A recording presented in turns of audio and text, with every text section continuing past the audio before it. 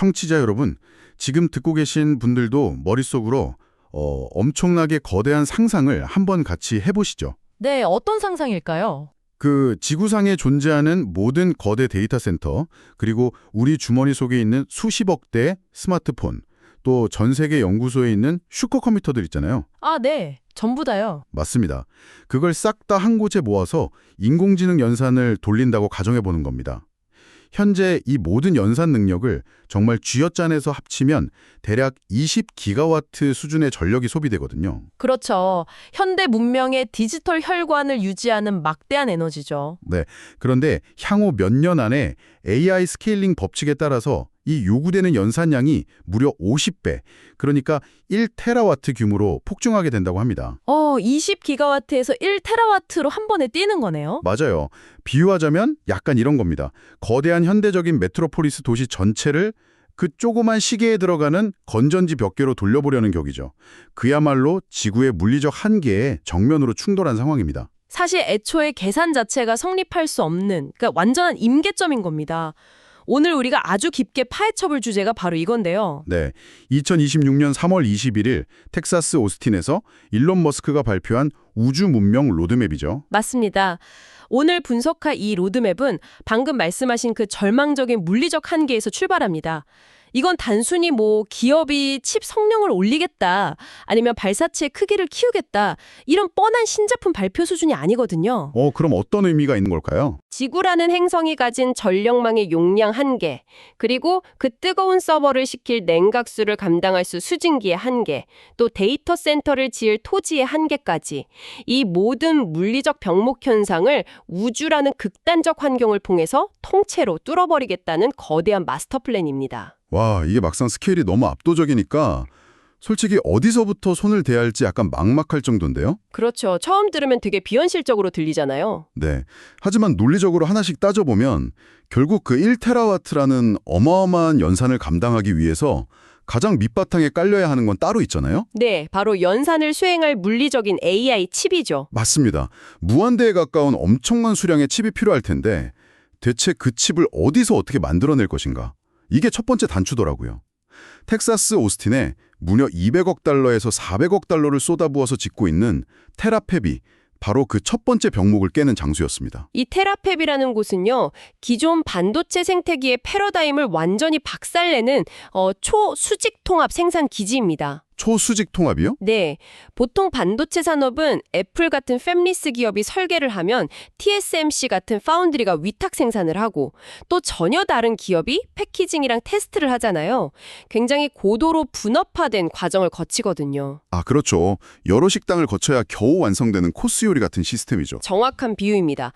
그런데 테라팹은 리소그래피 마스크 제작부터 메모리 칩, 패키징, 최종 결함 테스트까지 이 반도체 제조의 전 주기를 그냥 단일 건물 안에 싹 다 쓸어 담았습니다. 한 주방에서 모든 걸 즉각적으로 요리해버리는 거네요. 맞아요.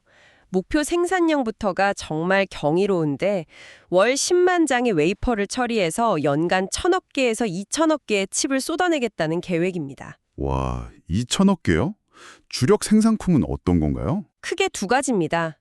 옵티머스 로봇 등에 들어갈 2나노 공정의 엣지 추론용 칩인 AI5, 그리고 극단적인 환경을 견디는 우주 환경 최적화 칩이죠. 그러니까 한 지붕 아래서 설계하고 찍어내고 테스트하고 만약에 결함이 나오면 그 자리에서 바로 피드백을 반영해서 레시피를 수정하는 거잖아요. 네, 재계적 개선 루프를 극단적으로 단축시킨 거죠. 정말 감탄에 나오는데 동시에 되게 날카로운 의문도 하나 생기거든요. 반도체 제조라는 게 그렇게 한 건물에 다 모아놓는다고 하루아침에 뚝딱 되는 게 아니잖아요. 어떤 부분이 가장 의문이신가요? 예를 들면 기존 반도체 대기업들이 수십 년간 천문학적인 돈을 들여서 구축한 게 거대한 무균실, 즉 클린룸 설계 기술이잖아요. ASML에 EUV 노광 장비 확보 문제도 있고 원자 단위의 오염 제어 같은 경험 부족 리스크는 어떻게 넘을 건가요? 테라팹은 기존의 클린룸 방식을 아예 폐기해버렸다고 들었거든요. 아주 예리한 지적이십니다. 여기서 도입된 파격적인 시도가 바로 웨이퍼 단위의 국소 격리 기술이라는 건데요. 국소 격리요? 그게 대체 어떻게 작동하는 원리인가요? 기존 반도체 공장들을 보면 축구장 몇 개를 합친 크기의 거대한 건물 내부 전체를 먼지 하나 없는 완벽한 무균 상태로 유지하려고 애를 쓰거든요. 그 방진복 입고 들어가는 엄청 큰 공간 말씀이시죠? 네, 맞아요. 그 넓은 공간에 공기를 다 정화하고 온습도를 맞추는데 막대한 비용과 시간이 들어가죠. 근데 테라팹이 도입한 이 국소 격리 기술은 공간 전체를 통제해야 한다는 강박 자체를 버린 겁니다. 그럼 공간 전체를 안 하면 어떻게 하나? 웨이퍼가 이동하는 아주 좁은 통로나 딱 웨이퍼 자체를 감싸는 초소형 캡슐 내부만 완벽한 진공과 무균 상태로 격리해버리는 거죠.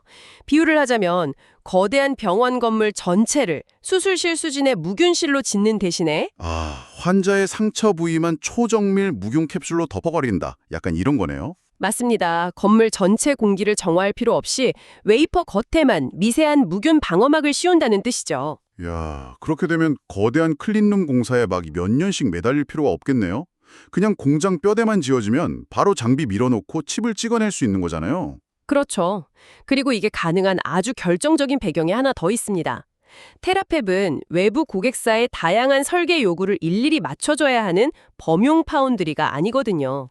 캡티브 마켓이라고 하죠. 자사 전용 인프라요. 네, 오직 자사의 로봇과 우주 데이터 센터에 들어갈 칩만 찍어내는 완벽하게 닫힌 시장입니다. 생산 품목이랑 공정을 극단적으로 단순화할 수 있으니까 기존 기업들의 그 점진적인 노도 확장 방식을 무너뜨리고 공정 레이아웃 자체를 아예 재정의하는 게 허용되는 겁니다. 야, 생산 속도랑 개선 루프를 정말 물리적 한계치까지 밀어붙인 거네요. 좋습니다. 그럼 테라팹에서 이 격리 기술로 1000억 개의 칩을 무한정 찍어냈다고 쳐보죠. 여기서 아주 치명적인 병목 현상에 또 부딪히게 되더라고요. 네, 칩을 꽂을 곳이 없다는 거죠. 맞아요. 지구에서는 이 수많은 칩들을 꽂아서 돌릴 전력망이 없잖아요. 아까 1테라와트라고 하셨는데 이건 현대 국가 전력망 여러 개를 통째로 집어삼키는 규모 아닌가요? 전력망 붕괴뿐만이 아닙니다. 열도 문제거든요. 서버에서 나오는 열이요? 네, 그 수많은 칩이 뿜어내는 열을 식히려면 막대한 양의 담수, 즉 냉각수가 필요한데 이건 지구 생태계가 감당할 수 없는 수준입니다. 결국 에너지와 냉각이라는 물리 법칙이 우리에게 아주 극단적인 선택지를 강요하는 거죠. 그래서 이 칩들의 목적지가 필연적으로 우주가 되어야 한다는 당위성으로 넘어가는 거군요. 맞습니다. 우주는 태양 에너지를 수확하고 열을 통제하는 측면에서 정말 지구와는 비교조차 할 수 없는 압도적인 환경을 제공하거든요. 일단 대기층이 없으니까 구름이 낄 일도 없고요. 네, 대기나 쥐약 안에 방해 없이 1제곱미터당 200와트의 전력을 24시간 365일 내내 일정하게 생산할 수 있습니다. 지상 대비 태양광 발전 효율이 무려 5배나 높죠. 와, 5배요. 그리고 밤이 없으니까 전력을 모아둘 엄청나게 무거운 배터리도 아예 필요 없겠네요. 그게 핵심입니다. 위성을 쏠 때 질량에서 가장 큰 비중을 차지하던 무거운 배터리팩을 빼버리고 그 빈자리에 오롯이 AI 연산용 칩을 꽉꽉 채워 넣을 수 있거든요. 페이로드 킬로그램당 컴퓨팅 밀도를 비약적으로 상승시키는 완벽한 역학적 해법입니다. 야, 배터리 무게를 빼고 두뇌를 늘린다. 이건 진짜 완벽하게 이해했습니다. 그런데 전문가님, 이 대목에서 제가 가장 납득하기 어려웠던 물리적 모순이 하나 있거든요. 어떤 부분이죠? 열 배출인가요? 네, 맞습니다. 우주는 대류가 없는, 그러니까 완벽한 진공 상태잖아요. 지구에서는 데이터 센터가 뜨거워지면 에어컨 바람을 쐬거나 차가운 물을 순환시켜서 열을 뺏어오는데, 그렇죠. 매질이 있으니까요. 근데 공기라는 매질 자체가 없는 우주에서는 아무리 선풍기를 돌려도 열이 안 빠져나가잖아요.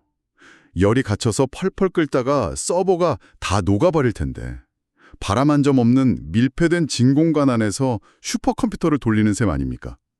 이 딜레마를 대체 어떻게 푼 건가요? 그 진공의 딜레마를 돌파한 게 이번 궤도 기반 데이터 센터 엔지니어링의 백미입니다.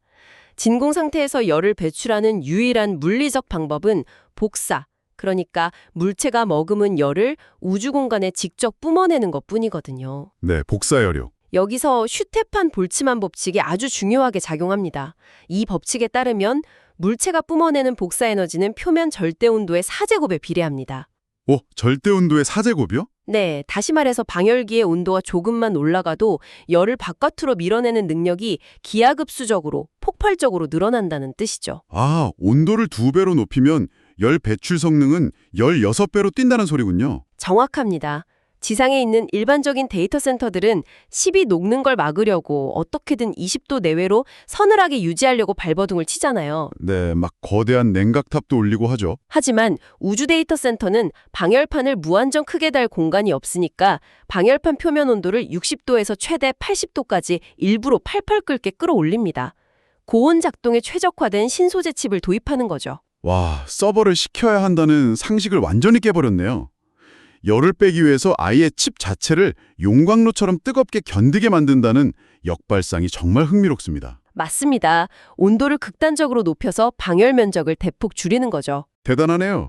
그리고 우주에서 칩이 고장나는 또 다른 치명적인 원인이 우주 방사선 문제잖아요. 보통 인공위성들은 방사선 막으려고 무거운 알루미늄이나 납을 막 두껍게 두르는데 이러면 아까 기껏 덜어낸 배터리 무게만큼 다시 무거워지는 거 아닙니까? 네, 그것도 아주 중요한 포인트인데요. 그 우주 방사선 문제를 무거운 금속 대신에 수소 기반 화합물 다층 구조를 적용해서 해결해냈습니다. 수소 기반 화합물이요? 수소는 가볍지 않나요? 우주 방사선은 일반 엑스레이가 아니라 엄청 빠르게 날아오는 무거운 양성자들이거든요. 두꺼운 금속으로 막으려 하면 고에너지 양성자가 금속 원자랑 충돌하면서 파편이 생겨요. 이게 2차 방사선이 돼서 칩을 더 망가뜨립니다. 아, 오히려 역효과가 나는군요. 네, 그런데 수소 화합물로 다층 방어막을 치면 날아오는 양성자의 에너지를 파편 없이 스펀지처럼 부드럽게 흡수해버립니다. 무거운 철갑옷을 두르는 대신에 가볍고 질긴 방탄조끼를 여러 겹 입혀서 충격을 흡수해버리는 원리네요. 비유가 딱 맞습니다. 무거운 알루미늄 대신 수소 화합물을 쓰면 전체 질량은 39%나 줄어드는데 흡수 설량은 오히려 44%가 늘어납니다. 실제 실험 결과에서도 최대 15kg라는 극한의 피폭을 가했는데 물리적 영구 손상이 전혀 없었습니다. 야, 질량을 39%나 줄였다. 80도를 버티는 칩에 무저항 에너지에 가벼운 수소 방어막까지. 우주 데이터 센터 개념 자체는 완벽하게 퍼즐이 맞춰졌네요. 네, 역학적 해법으로는 완벽하죠. 하지만 대체 그 무거운 인프라를 우주로 어떻게 다 실어 나를 것인지 이제 이 물류의 문제로 대화를 확장해 봐야 할 것 같습니다. 가장 현실적이고 무거운 장벽이죠. 맞아요. 아무리 시스템을 가볍게 설계해도 1테라와트급 연산을 궤도에 배치하려면 연간 약 1,000만 톤의 수송이 필요하다고 하더라고요. 제가 알기로 2025년 한 해 전 세계 총 발사량이 고작 3,000톤 내외였거든요. 네, 맞습니다. 근데 1,000만 톤이라뇨. 대체 이 비현실적인 무게를 우주로 어떻게 배송한다는 겁니까? 이걸 해결할 유일한 운송수단이 바로 스페이스X의 스타쉽 블록4입니다. 높이만 142m에 달하는 거대한 발사체인데 저궤도 기준으로 완전 재사용 시 200톤, 일회용으로 쓰면 무려 250톤의 화물을 한 번에 실어 나릅니다. 한 번에 200톤이요? 그래도 1,000만 톤을 채우려면 엄청나게 많이 쏴야 할 텐데요? 네, 연간 5만 회 발사를 목표로 하고 있습니다. 하루 평균으로 따지면 무려 137회 발사해야 하는 수치죠. 잠깐만요. 하루에 137회 발사라니? 이거 저희 동네 버스 배차 간격보다 짧은데요? 비행기가 공항 이착륙하듯 로켓을 쏜다는 게 물리적으로 가능한 일인가요? 상식적으로 납득이 잘 안 갑니다. 일반적인 로켓 상식으로는 불가능하죠. 하지만 스페이스X는 이미 과거 펠컨 9을 통해서 발사 후 44시간 미만의 턴어라운드, 그러니까 재발사 준비 시간을 달성해본 노하우가 있거든요. 아, 44시간 만에요? 네, 거기에다가 스타쉽은 발사탑인 메카질라가 하늘에서 떨어지는 거대한 로켓을 젓가락 같은 팔로 공중에서 바로 낚아채버리잖아요. 그 공중포획 영상 진짜 충격적이었죠. 그렇게 공중에서 잡아서 바로 발사대에 다시 올리고 연료만 주입해서 즉시 쏘아 올리는 겁니다. 이 극단적인 회전일 덕분에 재발사 턴어라운드 시간이 극적으로 단축되는 거죠. 와, 턴어라운드가 단축되면 비용도 확 떨어지겠네요. 비용이 거의 순수한 연료비 수준으로 수렴하는 이른바 자본 지출의 골든 크로스 현상이 일어나는 거죠. 자본 지출의 골든 크로스요? 네, 이 지표가 역사적인 전환점인 이유가 뭐냐면요. 이제 우주의 인프라를 구축하는 비용이 지구에서 땅 사고 건물 짓는 지상 증설 비용보다 아예 저렴해진다는 뜻입니다. 야, 우주 인프라가 지상보다 싸지는 역사적 역전이 일어나는 거군요. 맞습니다. 그런데 전문가님, 지구에서 아무리 싸게 쏘아 올린다고 해도 연간 1,000만 톤씩 매번 지구의 그 강력한 중력을 이겨내는 건 명백한 한계라 있지 않습니까? 그래서 이걸 1000배, 그러니까 페타와트 규모의 심우주 데이터 센터로 확장하기 위한 최종 솔루션으로 결국 달을 향한다고 하더라고요. 네, 지구 자원 반출의 한계를 극복하기 위해 필연적으로 달의 테라팹 구축으로 이어지게 됩니다. 달에서 직접 만든다고요? 맞습니다. 달 표면의 자원을 활용하는 ISRU 기술을 도입하는 겁니다. 로봇들이 달 토양에서 실리콘, 알루미늄을 캐내서 현지에서 직접 방열기랑 태양 전지판을 만드는 거죠. 자기 복제 기지를 구축하는 겁니다. 와, 이거 옵티머스 로봇들이 달에 가서 광물 캐고 스스로 공장을 무한정 늘려가는 거대한 팩토리오 게임 실사판이네요. 정확한 비유입니다. 지구에서 부품을 가져가는 게 아니라는 게 핵심이죠. 그런데 달에서 그렇게 인프라를 만들어도 그걸 심우주 궤도로 쏘아 올리려면 또 로켓 쏘아야 되는 거 아닌가요? 여기서 가장 핵심적인 기술이 등장합니다. 대기가 없고 중력이 지구의 6분의 1인 달의 환경을 완벽하게 이용한 전자기 매스 드라이버, 즉 선형 가속기입니다. 선형 가속기요? 화학 로켓 연료를 태우는 게 아닙니다. 달 표면에 레일건 같은 걸 깔아놓고 단 2.38km의 탈출 속도만으로 화물을 궤도로 직행 발사해버리는 겁니다. 아, 무거운 로켓 연료통을 짊어질 필요가 없네요. 전자기 투석기로 칩을 우주로 그냥 펑펑 쏴보낸다니 진짜 상상만 해도 짜릿합니다. 로켓 방정식의 굴레를 완전히 벗어나는 거죠. 지구 자원 반출을 멈추고 우주 자원으로 인프라를 증식하는 이 과정. 이게 바로 인류가 행성의 한계를 넘어서 항성의 에너지를 직접 수확하는 카르다쇼프 척도 2단계로 도약한다는 물리적 증거입니다. 가르다쇼프 2단계. 정말 소름이 돋네요. 자, 그럼 이렇게 극단적인 우주 인프라 확장이 결국 지구에 사는 우리의 삶, 이 자본주의 경제체제를 어떻게 완전히 가로엎을 것인지 거시경제적 관점으로 결론을 좀 향해 가보죠. 네, 가장 피부에 와닿는 변화일 겁니다. 최근에 스페이스X가 xAI를 1조 2,500억 달러 가치에 합병했다는 소식이 있었잖아요. 그게 아주 결정적인 힌트입니다. 테슬라가 하드웨어와 액추에이터를 만들고 xAI가 두뇌를 제공하고 스타링크가 신경망이 되고 스페이스X가 물류를 담당하는 무적의 수직적 동기화가 완성된 겁니다. 수직적 동기화요? 결국 이 거대한 생태계의 종착지는 100억대의 옵티머스 로봇 보급이잖아요? 맞습니다. 100억대의 로봇이 전통적 노동을 대체하게 되면 거시경제에서 이른바 노동의 한계 비용이 0에 수렴하게 됩니다. 무언가를 더 생산하는 데 드는 인건비가 아예 사라진다는 뜻인가요? 네. 공급이 수요를 압도하게 되고 극단적인 디플레이션이 발생하죠. 물건값이 한없이 싸지는 겁니다. 잠깐만요. 물건값이 싸지는 건 좋은데 우리 노동 가치도 0이 되니까 사람들이 임금 소득을 아예 잃게 되잖아요. 돈이 없는데 물건이 싸면 뭐합니까? 이걸 어떻게 해결하죠? 그래서 등장하는 게 기존의 최소 생계비 수준인 기본소득, UBI가 아닙니다. 로봇의 엄청난 잉여 생산물을 사회 전체에 배당해서 부를 누리게 하는 보편적 고소득, 즉 UHI 체제로의 전환이 반드시 필요해집니다. UHI요?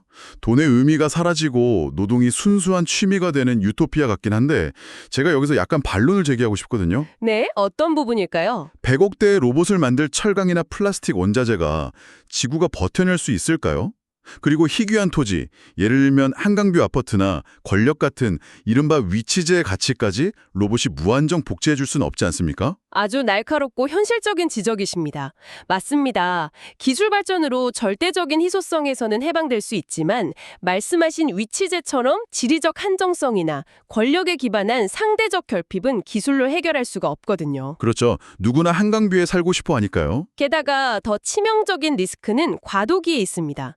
노동시장이 붕괴하는 속도는 엄청나게 빠른데 UHI라는 새로운 분배 시스템이 정치적으로 제때 합의되지 못하고 따라잡지 못하면 어떻게 될까요? 오, 완전 혼란이 오겠네요. 네, 그 과도기적 공백 동안 플랫폼과 인프라를 통제하는 극소수에게 부가 집중되면서 극심한 사회적 혼란과 불평등 구조가 발생할 위험이 굉장히 높습니다. 이 리스크를 냉철하게 봐야 합니다. 기술의 발전 속도를 제도의 합의 속도가 못 따라갈 때 생기는 리스크군요. 자, 오늘 정말 밀도 높은 대화였습니다. 테라팹의 단일 건물 칩 양산부터 슈테판 볼츠만 법칙을 역이용한 우주 데이터 센터 구축, 그리고 하루 137회 발사하는 스타쉽 1000만 톤 물류망, 달의 매스 드라이버를 통한 무한 확장, 그리고 마침내 다가올 UHI 기반의 탈희소성 경제체제까지 살펴봤습니다. 네, 이 모든 개별 프로젝트들이 완벽한 닫힌 생태계, 즉 클로즈드 루프로 맞물려서 거대한 문명체제 전환을 이끌어내고 있다는 게 핵심이죠. 정말 압도적인 마스터 플랜입니다. 청취자 여러분, 오늘 우리가 나눈 이 극단적 기술 혁신의 종착지는 결국 우리 인간 존재 이유에 대한 근본적인 재정의를 요구하고 있습니다.